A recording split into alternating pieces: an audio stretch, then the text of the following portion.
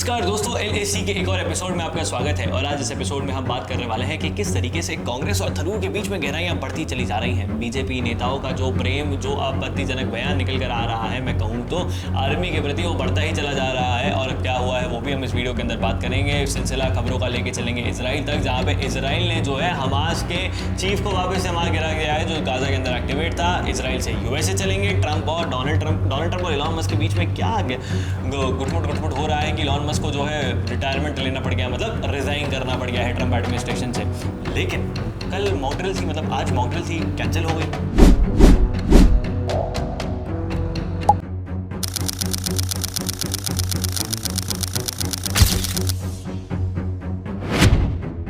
जी हाँ दोस्तों, कल मॉक ड्रिल थी और वो कैंसिल होगी। उसको कैंसिल तो नहीं किया गया, उसको पोस्टपोन्ड कर दिया गया है और उसकी एक डेट निर्धारित की जाएगी, अचानक से बता दी जाएगी। हालांकि उसका कारण बता रहे हैं मीडिया के अंदर ये कारण है कि एनडीआरएफ की जो टीम थी वो तैयार नहीं थी। तो पहली बात तो सवाल अपनी देश की सरकार से उठता है कि अगर एनडीआरएफ की टीम तैयारी रखनी है तो मॉक ड्रिल कैसे करानी है। हमला तो बताकर तो होएगा नहीं, हमला तो अचानक से होगा। लेकिन फिर भी भारत इतना सक्षम है कि भारत के जितने भी डिफेंस सिस्टम्स हैं वो पाकिस्तान के आने वाली बेक में मिली हुई उनको जो मिसाइल्स है वो उसको रोक ही सकता है। लेकिन मेरे हिसाब से ये जो मॉक ड्रिल का अनाउंसमेंट था, आपको अगर विनम्र दान होगा तो इससे पहले 6 मई को अनाउंसमेंट किया गया था कि नहीं 5 मई को अनाउंस किया गया था कि 6 मई को मॉक ड्रिल होगी और 7 मई को पाकिस्तान के अंदर कुछ हो जाता है। यानी कि इस तरीके से 7 मई को मॉक ड्रिल होगी ऐसे अनाउंस किया जाता है। और फिर 7 मई होने से पहले यानी कि 7 मई का सूरज उगने से पहले रात को पाकिस्तान में सूरज उग जाता है। प्रधानमंत्री रात को सूरज, हाँ वो उस योजना कहते हैं। उसके बाद पाकिस्तान मेरे हिसाब से घबरा गया होगा। भारत जाहिर सी बात है एक साइकोलॉजिकल वॉरफेयर खेल रहा था पाकिस्तान के साथ, या फिर ये भी नोट कर रहा था कि इस बार पाकिस्तान क्या एक्टिविटी करता है। हो सकता है भारत के सैटेलाइट्स में पाकिस्तान की कुछ एक्टिविटीज़ को नोट किया गया होगा और फिर इसके आगे चीज़ स्टार्टिंग में आने लगी होगी। लेकिन अब मेरे हिसाब से ऐसा लगता है कि अगर आप एक चीज़ देखेंगे तो मैंने ये एनालाइज किया था विनम्र कि भारत अभी फिलहाल कुछ नहीं करेगा।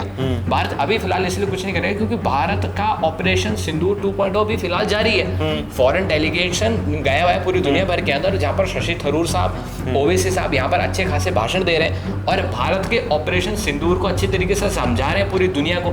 साथ में ये भी बता रहे हैं कि पाकिस्तान किस तरीके से आतंकवादियों को फंड करता है, अपने यहाँ शेल्टर देता है, उनको पालता है, पोसता है और नर्चर करता है भारत के खिलाफ। लेकिन विनम्र इस बीच दिक्कत खड़ी हो चुकी है भारत के अंदर ही। मैंने कहा कि शशि थरूर जा रहे हैं, मैंने कहा ओवैसी जा रहे हैं। अब शशि थरूर कांग्रेस सरकार को, कांग्रेस पार्टी को बिलोंग करते हैं और कांग्रेस के कई ऐसे नेता हैं जो अब शशि थरूर की टांग को वापस खींच रहे हैं। एक तरीके से कांग्रेस, तो मैंने आपको एक बार पहले अपन लंच कर रहे थे तो मैंने आपको बताया था कि जो कांग्रेस पार्टी है वो एक ऐसी टोकरी है जिसके अंदर खूब सारे केकड़े, उनमें से एक केकड़ा ऊपर जाता है तो सारे केकड़े उसको पकड़ के नीचे खींच लेते हैं। तो इन केकड़ों में से मेरे सामने एक तो केकड़ा है पवन खेड़ा और दूसरा है वो एक और नेता है उनका उदित राज, नाम याद है, उदित राज। ये तो ऐसे केकड़े हैं कांग्रेस पार्टी के पास जो शशि थरूर को खींच के वापस खींच रहे हैं। क्योंकि बेसिक सा वही है ना कि देखिए शशि थरूर को बाहर भेज दिया। अब शशि थरूर जिस तरीके से बोलते हैं कहीं ना कहीं he has put his post, मतलब वो होता है ना कि मैं मेरी जो पॉलिटिकल आइडियोलॉजी है, जो मेरी पार्टी की आइडियोलॉजी है, घर की दीवार की खूंटी पर टांगे जा रहा हूँ। अब मैं एक भारतीय हूँ बस, और कुछ नहीं। वो ये सोच के थोड़ी गए थे कि मैं कांग्रेसी हूँ फिर एक भारतीय हूँ। उनके दिमाग में तो ये ना कि मैं एक भारतीय हूँ फिर एक कांग्रेसी हूँ। तो जो कांग्रेसी वाली सोच हो तो टांगे चले गए घर पे। वो एक भारतीय को खुद एक भारतीय है, उसको खुद को रिप्रेजेंट कर रहे हैं, भारत नेशन को रिप्रेजेंट कर रहे हैं, हमारे देश को रिप्रेजेंट कर रहे हैं। कांग्रेस को दुख क्या है सबसे बड़ा कि शशि थरूर को भेज दिया है, क्योंकि शशि थरूर तो राहुल गांधी के खास नहीं है। ये दुख है कांग्रेस सबसे बड़ा। बिल्कुल। इसलिए पवन खेड़ा, उदित राज जैसे लोग जो है ये सब बयान दे रहे हैं। जो बात शशि थरूर ने इन दी एंड क्या बोला, शशि थरूर ने सिर्फ इतना सही तो बोला कि भाई 2016 को हम पाकिस्तान में, 2016 के टाइम पर हम पाकिस्तान में घुस गए थे, पुलवामा जब अटैक हुआ, उरी के अंदर हम पाकिस्तान में घुस गए, पुलवामा अटैक हुआ, तब हम इंटरनेशनल बॉर्डर हमने क्रॉस कर लिया और अभी हमने एयरबेस कर दी। जो फैक्चुअल चीज थी वो स्टेट कर दिया। ऐसा थोड़ी बोला कि इंदिरा गांधी ने तो कुछ करा ही नहीं था, मोदी जी ने सब नाम लिया था। और पवन खेड़ा एक फोटो ट्वीट कर रहे हैं, कह रहे हैं कि लाहौर के अंदर 1965 के अंदर लाहौर के अंदर इंडियन आर्मी घुस गई थी। तो इंडियन आर्मी घुसी थी, जाट रेजिमेंट घुसी थी, कांग्रेस पार्टी थोड़ी घुसी थी।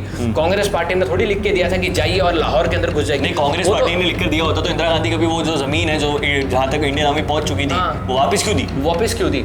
अब इसका जवाब क्या कांग्रेस नहीं है, कोई जवाब नहीं है, क्योंकि कांग्रेस खुद को इस तरीके से ही पोर्ट्रे करना चाहती है कि भाई हम तो है ही एंटी नेशनल, है ही पता नहीं वो क्या विरोध में इतना घुस जाते हैं, उनको पता नहीं चलता है कब वो भारतीय विरोधी हो जाते हैं। शशि थरूर का विरोध करना करिए, ठीक है, बाद में शशि थरूर ने क्लैरिफाई कर दिया। अब आप सोचिए विश्व पटल पे क्या चीज़ जा रही होगी कि एक नेता आता है पनामा के अंदर आता है, भाषण देता है, भाषण देने के बाद उसकी पार्टी जो देश के अंदर बैठी हुई वहाँ पर उसको क्रिटिसाइज करती है, फिर वो अपने ट्विटर हैंडल पे वापस उनको माफी मांगता है, क्लैरिफिकेशन देता है। क्या कांग्रेस क्या दिखाना चाहती है? कौन सा वोट बैंक है? कौन है देश में ऐसे लोग जो कांग्रेस को वोट दे रहे हैं ये सब होने के बाद भी?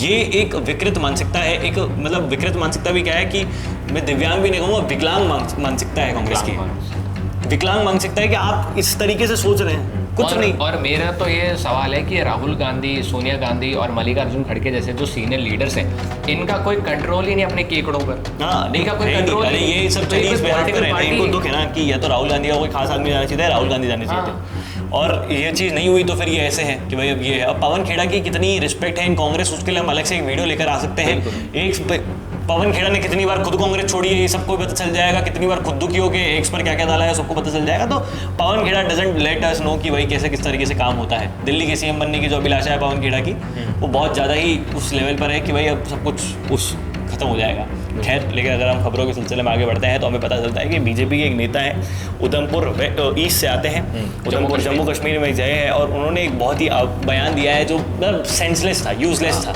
कोई नीड नहीं थी उसकी। सिर्फ इसलिए दिया गया है कि मीडिया के अंदर मेरी एक लाइमलाइट चल जाए, मैं लोगों की जुबान पर आ जाऊँ, मेरा नाम रणबीर सिंह पठानिया, रणबीर सिंह पठानिया जो मेरा नाम है ये लोग जान पाए, पहचान पाए, बस इसलिए वो एक चीज़ करी गई है। अगर वो पूरा मैटर है कार्तिक, क्या पूरी चीज़? वो मैटर ये है कि उधमपुर जो ईस्ट है जम्मू कश्मीर के अंदर, वहाँ पर उधमपुर एयरबेस है इंडियन एयरफोर्स का, तो इंडियन एयरफोर्स स्टेशन वहाँ पर मौजूद है। अब वहाँ पर क्योंकि इंडियन एयरफोर्स स्टेशन है, तो दोस्तों क्या होता है वहाँ पर इंडियन एयरफोर्स स्टेशन की बाउंड्री होती है। अब बाउंड्री के उस तरफ एक सड़क है, सड़क के किनारे किनारे दुकानें, तो इंडियन एयरफोर्स ने डिसीजन लिया कि हम जो अपनी बाउंड्री को थोड़ा सा एक्सटेंड करेंगे, उसको चौड़ा करेंगे, तो जो सड़क है वो भी थोड़ी सी उस तरफ से चौड़ी होगी, जिसके कारण जो दुकानें हैं वहाँ पर वो हटाई जाएंगी। तो जाहिर सी बात है अगर दुकान हटाई जाएगी तो किसके कारण हटाई जाएगी कि सड़क की जो इंडियन एयरफोर्स का स्टेशन है उसकी बाउंड्री बड़ी हो जाए। तो कहीं ना कहीं इंडियन एयरफोर्स ने कुछ तो सोचा ही होगा। ऐसे कोई वहाँ पर कोई अपना बंगला वंगला तो बना नहीं रहा होगा, जैसे कांग्रेस वाले जमीनें कब्जा लेते हैं, वैसे तो कोई बना नहीं रहा होगा। तो वहाँ पर जाहिर से बात है सीधी सीधी बात थी। अब अगर इस चीज़ को रणबीर सिंह पठानिया को कोर्ट भी करना होता तो इसको तरीके से कोर्ट कर सकते थे। वो तरीके से बता सकते थे कि इन लोगों का ऐसी ऐसी समस्या आ रही है, कृपया करके इनको दूसरी जगह अलॉट की जाए, कि कृपया करके इनको कंपनसेट किया जाए। लेकिन उन्होंने क्या कहा? उन्होंने कहा कि इंडियन एयरफोर्स में क्या होता है हम सब जानते हैं, वो सोते रहते हैं, हमने उनको पलकों पर बैठा रखे, हमने इनको यहाँ पर बैठा दिया। इंडियन एयरफोर्स के अंदर जितने भी सिपाही काम कर रहे हैं उनको क्या भाजपा ने बैठाया? कहीं नहीं बैठाया। वो खुद की अपनी मेहनत से आए, खुद की पढ़ाई कर आए हैं, उनको पता है क्या चीज़ होती है, फिर वो वहाँ पर बैठे हैं और वो वहाँ पर 50 चीज़ें सोच के ही इस चीज़ की बाउंड्री को एक्सटेंड कर रहे हैं। ऐसे तो है नहीं कि आज सोचा कि आज बाउंड्री एक्सटेंड कर लेते हैं और बाउंड्री एक्सटेंड कर ली, तो पाकिस्तान की बॉर्डर थोड़ी एक्सटेंड कर ली। तो इस तरीके से तो भाजपा के जो नेता हैं, हालांकि अगर आप देखें तो इससे पहले विजय शाह थे और मध्य प्रदेश के जो उप मुख्यमंत्री उन्होंने भी उल्टे सीधे बयान दिए थे। तो कहीं ना कहीं इसके अच्छा मेरे को भी एक चीज़ याद आई विनम्र, जब विजय शाह ने बयान दिया था और फिर उस दौरान मध्य प्रदेश के उप मुख्यमंत्री ने भी एक बयान दिया था जिसके अंदर वो कह रहे थे कि प्रधानमंत्री के सामने जो भारतीय सेना है वो उनके चरण स्पर्श करती है, यानी कि पैर छूने झुकती है उनके सामने, ऐसा करके उन्होंने कुछ कहा था। तो उसके बाद बीजेपी ने भी एक मुहिम चलाई थी जिसके अंदर बीजेपी क्या कर रही है, मध्य प्रदेश के अंदर बीजेपी क्या कर रही है, बीजेपी अपने नेताओं को एकत्रित करी और बीजेपी उनको ट्रेनिंग देगी कि किस तरीके से आपको पब्लिक से कम्युनिकेशन करना है, किस तरीके से आपको नेताओं से कम्युनिकेशन करना चाहिए। अरे मैं बताऊं, ये बीजेपी एक चीज लेकर आ रही है, तो ये पॉजिटिव साइड तो है, लेकिन बीजेपी को इसको फटाफट और स्पीड तरीके से। भारतीय जनता पार्टी आज के समय विश्व में सबसे बड़ी पार्टी, यहाँ पर पोस्ट पाना अपने आप में एक बहुत बड़ी उपलब्धि है। ये अपने आप में ही यहाँ पर अलग से इलेक्शन है। आप सोचिए ना, अभी तक ये अपना एक राष्ट्र अध्यक्ष नहीं चुन पाए क्योंकि बहुत चीज़ें होती हैं, बहुत चीज़ें देखनी पड़ती है। तो यहाँ पर कोई चीज़ पाना अपने आप में एक उपलब्धि है। ये नहीं कि भाजपा के प्रवक्ता उनकी ऐसी चीज़ बोल रहा है, जो रियलिटी है वो समझाने की कोशिश कर रहा हूँ, बहुत ही कॉमन सेंस खुले दिमाग से चीज़ सोच रहा। ये नेता क्या करते हैं, इनको चाहिए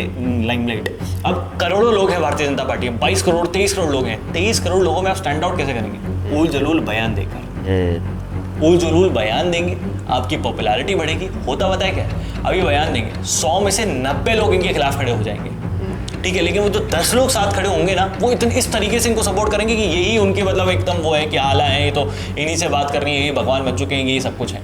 ये इस तरीके से इसको आगे लेकर जाते हैं और ये कहीं ना कहीं इनको फायदा पहुंचा देता है। भाजपा को तो लगता है अरे ये 10 समर्थक देखो कितने, बल्कि वो कट्टर समर्थक बेवकूफ़ होते हैं, उनको कुछ पता नहीं होता कैसे क्या चल रही होती है। तो पार्टी की भी छवि खराब हो रही है, जो ऊपर बैठी, जो केंद्र में बैठी जो सरकार है सही में मेहनत कर रही है, दिख रहा है पूरे विश्व पटेल पे क्या सब चीज़ हो रही है, उसकी भी छवि खराब हो रही है। तो ऐसे नेताओं को प्लीज़ कृपया करके हाथ जोड़ के निवेदन है, निकालिए पार्टी से, उनको बैठाइए साइड में, एग्जाम्पल सेट करिए। हर बार जब सच बोलती है टीवी टेलीविजन पे कोई महिला आकर, और अगर आप उसको पार्टी से निकाल देते हैं जस्ट बिकॉज कि आपकी पार्टी लाइन से वो मैच नहीं कर रही, तो उसका मतलब ये नहीं कि आप हर बार सही कर रहे हैं। आपने तब भी गलत किया था, आप अभी भी गलत कर रहे हैं, अभी चुप्पी रख के गलत कर रहे हैं, उस टाइम पे काम करके गलत किया था। बाकी आप लोगों की इच्छा है, आप लोग करिए, आपकी राजनीति आपकी पार्टी है सर। जनता जब वोट देने आती है सब कुछ बता देती है। लोकतंत्र की खूबसूरती ही होती है कि सबके घमंड चकनाचूर हो जाते हैं, भले वो कोई भी हो, इसके अंदर कोई इफ एंड बट्स नहीं है। खैर, अगर हम खबरों के सिलसिले में इजराइल की तरफ पढ़ते हैं, इजराइल यार, मतलब मेरा कार्तिक मानना यह है कि शायद ही कोई ऐसा इजराइल जैसा देश होगा जिसने जो ठान लिया वो करके रहेगा। बिल्कुल। मतलब वो जो मोहम्मद सिनवर है जिसको मारा है, जो अभी गाजा के अंदर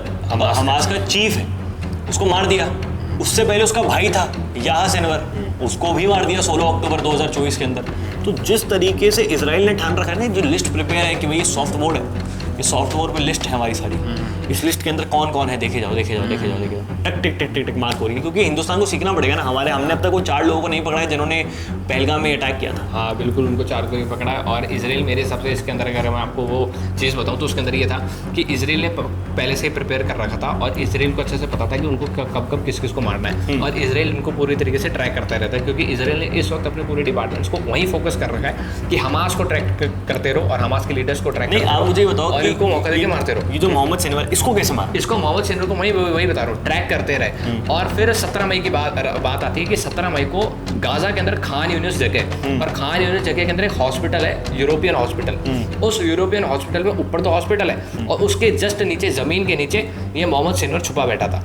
और अंदर जो बेसमेंट बनाता है वहाँ नीचे छुपा बैठा था। इजराइल एयर स्ट्राइक करती है, उसको पूरा गिरा देती है और अंदर वो मारा जाता है। जैसे कंफर्मेशन इजराइल की फोर्सेस को मिलती है, इजराइल के जो प्रधानमंत्री बेंजामिन नेतन्याहू वो आके अपने पार्लियामेंट में इस चीज़ को अनाउंस कर देता है, कोट कर देता है। हाँ, मतलब सही चीज़ है, इतना सोचना ही नहीं है, हॉस्पिटल है, ये स्कूल वूल फलाना, मारा, खत्म, टिक खत्म, चलो ये क्रॉस हो गया, अगला कौन है ले रहा हूँ, फिर इसको क्रॉस करना है। तो वो जो एक चीज़ है ना कि देश की सॉवरेनिटी से बढ़कर कुछ नहीं है, वहाँ पे कोई ह्यूमन राइट्स ये सब काम नहीं आती। दोस्तों ये सब बातें सुनाने में मीठी लगती हैं, लेकिन लेकिन अगर बात आती है कि देश की संप्रभुता के ऊपर, तो उससे ऊपर कुछ नहीं है। मेरे हिसाब से जो जिन 4 जनों का आपने जिक्र किया जिन्होंने पहलगाम हमले को अंजाम दिया, मेरे हिसाब से वो LOC क्रॉस करके पाकिस्तान जा चुके हैं। अच्छा, आपके हिसाब से, आपके सोर्सेज? अगर नहीं, मेरे सोर्सेज नहीं, अगर आप उस चीज़ को देखें, एक मैं एग्जांपल बता रहा हूँ, ऐसे एग्जांपल बता रहा हूँ, अगर अपन एक चीज़ को चेक करें तो पहलगाम जब अटैक हुआ था तो उसके तुरंत बाद में वो लोग गायब हो गए थे।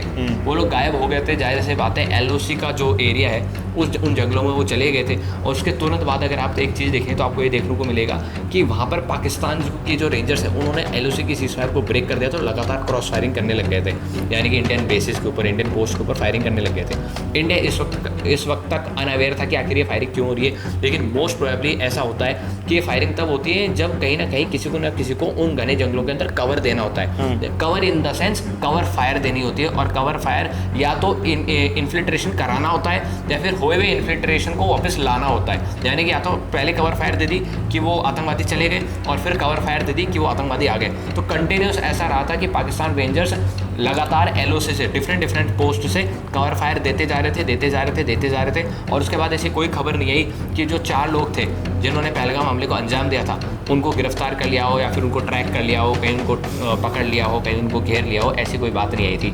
और लगातार यही देखने को मिला था कि जो एक आदिल करके था, आदिल हुसैन टोकर करके जो था, जो जम्मू कश्मीर लोकल था, हाँ, उसके घर को IED से उड़ा दिया गया था बाद में, ये करके था। तो जहाँ तक मेरे को लगता है वो LOC पार करके निकल चुके हैं, और अगर उनको मारना ही है तो या तो भारत इनको तरीके से ट्रैक करे, क्योंकि जिस तरीके से रिपोर्ट्स के अंदर हर चीज़ आउट हो चुकी है, हर चीज़ आउट हो चुकी है, और हम बंदर आ गए हनुमान जी, तो वो चीज़ आउट हो चुकी है। और फिर मेरे हिसाब से अब अगर ऑपरेशन चलना चाहिए तो LOC को उस पार चलना चाहिए। नहीं, बिल्कुल सही बात कह रहे हैं कि कार्तिक, आपने बिल्कुल कहा कि हमें ये चीज़ प्रिपेयर आउट करनी पड़ेगी। और जिस तरीके से ऑपरेशन सिंदूर या फिर ऑपरेशन किलर और जितने भी तमाम ऑपरेशन शील्ड हो गया, ये जो ऑपरेशन साइमल्टेनियसली चल रहे हैं कहीं ना कहीं इसलिए हैं कि इनको टेररिज्म को 100% इराडिकेट करना है।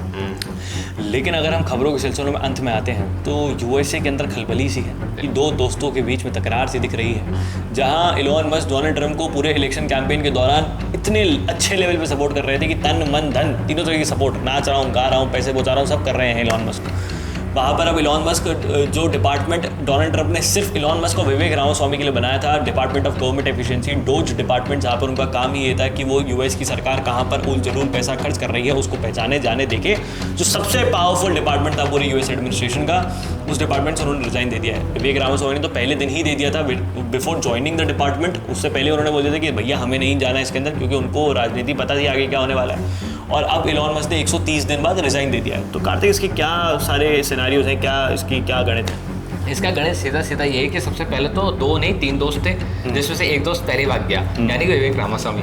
और फिर डोनाल्ड ट्रंप आ जाते हैं और एलॉन मस्क होते हैं, और डॉज डिपार्टमेंट होता है, यानी कि सरकारी पैसा किस तरीके से वो तो मैं एक बार माफी चाहूंगा, आपको बीच में काट रहा हूँ। हमने वो 3 दोस्त की बात करी ना, वो 3 दोस्त तभी चला गया था जब जेडी वैंस डिक्लेयर हो गए थे वाइस प्रेसिडेंट। वो मतलब वो जोड़ी 3 की ही थी हमेशा से, कि लग यही रहा था कि विवेक रामास्वामी वाइस प्रेसिडेंट का वो ले लेंगे, लेकिन जैसे जेडी वैंस का नाम आया तो विवेक रामास्वामी का स्टैचर अपने आप ही नीचे हो गया, खत्म हो गया कि वहीं पर। तो ये मैंने क्या बताया, मैंने बताया कि डोनाल्ड ट्रंप और एलॉन मस्क आ गए और डॉज डिपार्टमेंट है। अब यहाँ पर सीन ऐसा होता है कि एलॉन मस्क इस चीज़ का इंतजार कर रहे थे कि हर चीज़ के अंदर पैसा खर्चा कम हो, खर्चा कम हो, खर्चा कम हो, और कहीं ना कहीं प्राइवेट सेक्टर के अंदर फायदा पहुंचे सबको। अब इसका विरोध तो शुरुआत से ही हो रहा था। एलॉन मस्क की जो थ्योरी है, वहाँ के जो सरकारी कर्मचारी अमेरिका के, वो इस चीज़ का विरोध पहले से ही कर रहे थे कि ये क्या चीज़ हुई कि खर्चा कम करो, ले ऑफ्स कर दो, सरकारी कर्मचारियों को निकाल दो, ये कोई बात नहीं होती। और एलॉन मस्क के अगर आप कार्य प्रणाली को भी देखें, चाहे वो एक्स में हो चाहे वो टेस्ला के अंदर हो, वो ले ऑफ्स कर देते हैं, जहां आदमी की जरूरत नहीं होती वहां आदमी को नहीं रखते, हटा देते हैं। एक्स के अंदर आते हैं उन्होंने 85% लोगों को हटा दिया था, और फिर चीज़ों को चलाने लग गए थे, ट्विटर का नाम बदल के एक्स करने लगे थे। यानी कि एक तरीके से कॉर्पोरेट सेक्टर के अंदर या फिर वर्किंग पॉलिसी के अंदर एलॉन मस्क के एक ऐप है उनमें, या फिर एक कहें कि उनका एक अलग ही वर्कोलॉजी है उनकी, जो शायद अभी लोगों को समझ नहीं आ रही, या फिर कभी ना कभी आ सकती है, लेकिन फिलहाल के लिए किसी को समझ नहीं आ रही।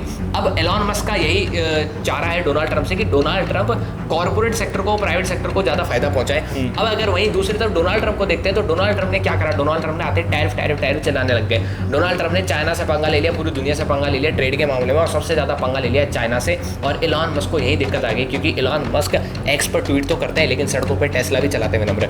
अब टेस्ला जो बनती है ना, वो टेस्ला वो बेचते भी है, चलाते भी है और बेचते भी है। वो जो टेस्ला बनती है उसका लगभग ज़्यादा से ज़्यादा मैन्युफैक्चरिंग चाइना के अंदर होती है, क्योंकि चाइना के अंदर लिथियम आयन बैटरीज है, क्योंकि पूरी की पूरी गाड़ी बैटरी की है, तो वो बैटरी पर ही चलती है। डोनाल्ड ट्रंप ने यहाँ दिमाग नहीं लगाया, चाइना से पंगा ले लिया, और यहाँ पर एलॉन मस्क को कहीं ना कहीं नुकसान होता दिखाई दिया। और एलॉन मस्क को ये भी देखने को मिला कि अगर ऐसा ही चलता रहा तो चाइना के अंदर जो मेरे मैन्युफैक्चरिंग प्लांट्स हैं टेस्ला के, वो खराब हो जाएंगे, वो वहाँ पर पड़े पड़े कोई काम के नहीं रहेंगे, और उन पर टैरिफ लगेगा वो अलग। तो डोनाल्ड ट्रंप कहते हैं कि आप आ जाइए अमेरिका में और अमेरिका के अंदर आके मैन्युफैक्चरिंग कर लीजिए। तो एलॉन मस्क का सवाल आता है, और एलॉन मस्क कहते हैं कि आपके पास तो ना तो जगह है, ना ही आपके पास चीप लेबर है, ना ही आपके पास क्वालिफाइड लेबर है, लेकिन चाइना के पास लेबर भी है और जगह भी है, सब कुछ चीज़ें हैं, और वो हमको टाइम टू टाइम चीज़ें भी दे देता है। लेकिन अगर इस बीच अगर थोड़ा बहुत इंडिया का भी फायदा देखने की कोशिश करें तो इंडिया का फायदा है कि जगह इंडिया के पास भी और चीप लेबर इंडिया के पास भी, लेकिन इंडियन गवर्नमेंट इस बीच किस तरीके से स्टैंड करती है, क्योंकि इलॉन मस्क इस वक्त डोनाल्ड ट्रंप से बिछड़ चुके हैं। तो क्या मोदी के नज़दीक आ पाएंगे या नहीं आ पाएंगे, देखना ये भी रहेगा। नहीं, ये जो कार्तिक ने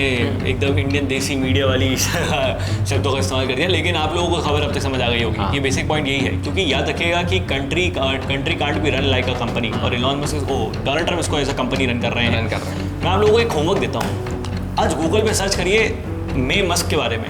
मे मस्क एलॉन मस्क की मदर है, और एक बार मे मस्क के बारे में स्टडी करिए। वो 3 से 4 महीना अपने साल का तो चाइना में बिताती हैं। वो चाइना में सेलिब्रिटी है, सेलिब्रिटी इसलिए नहीं कि उनका बेटा विश्व का सबसे अमीर व्यक्ति है, इसलिए कि वो उनके जो ये कौन सा ऐप है इनकी, वो जो है ना टिकटॉक के ऊपर वो एक सेलिब्रिटी है, सुपर सेलिब्रिटी बहुत छोटा हो रहा, सुपर सेलिब्रिटी। जैसे यहाँ पर हिंदुस्तान में शाहरुख खान है, वैसे वहाँ पर मे मस्क। तो आप सोचिए कि जिस तरीके से चाइना में सब कुछ चीज़ें बैन रहती है, लेकिन एलॉन मस्क की मदर वहाँ पर सेलिब्रिटी है, तो चाइना से एलॉन मस्क का रिलेशन बहुत गहरा है, बहुत ज़्यादा गहरा है। और अगर वो चीज़ हैम्पर आउट होती है तो एलॉन मस्क कहीं ना कहीं डोनाल्ड ट्रंप से पिछड़ते हुए दिखेंगे। एलॉन मस्क की सबसे बड़ी गलती ये थी कि वो एक व्यापारी आदमी है, व्यापार ही करना चाहिए था, राजनीति में आके सबसे बड़ी गलती उन्होंने यही करी है।